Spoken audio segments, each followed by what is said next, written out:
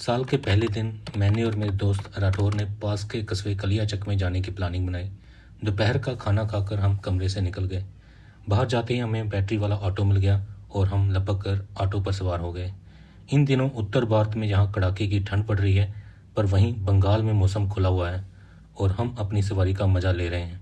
कलियाचक हमारे कैंपस से मात्र 4 किलोमीटर की दूरी पर है और 20 रुपये भाड़ा देकर हम पहुंच गए कलियाचक।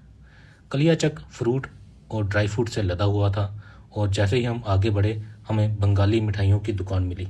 इस दुकान में लगभग 70 प्रकार की अलग अलग मिठाइयाँ थीं।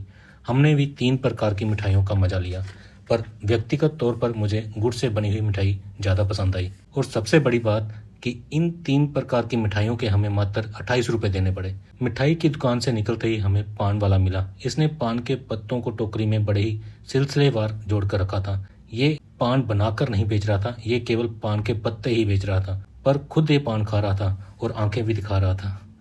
और आगे बढ़े तो खजूर का गुड़ मिला, जिसका मूल्य था 120 रुपये प्रति किलो, पर खजूर से ही बने हुए जूस का जो मूल्य था वो 320 रुपये किलो। ये बात मेरे को हजम नहीं हुई। अगर आप इसके बारे में जानते हैं तो कमेंट में इस पर प्रकाश डाल सकते हैं। इसके बाद हमने थोड़े फल लिए और आगे बढ़ चले। एक जगह पर भीड़ जमा हो रखी थी। पास जाकर देखा तो चाय बन रही थी, कुल्हड़ वाली। फिर हमने चाय की चुस्की ली। चाय बहुत ही शानदार थी। चाय का आनंद लेने के बाद बैटरी वाला ऑटो पकड़कर कैंपस की ओर चल दिए। बैटरी वाला ऑटो काफ़ी किफ़ायती है, पर इसके सस्पेंशन में सुधार की काफ़ी गुंजाइश है। बहरहाल ऑटो वाले भैया को 50 का नोट दिया तो उनके पास 50 का छुट्टा नहीं था। क्यूआर स्कैनर का चलन ज़्यादा होने से आजकल लोग जेब में पैसा कम रखते हैं।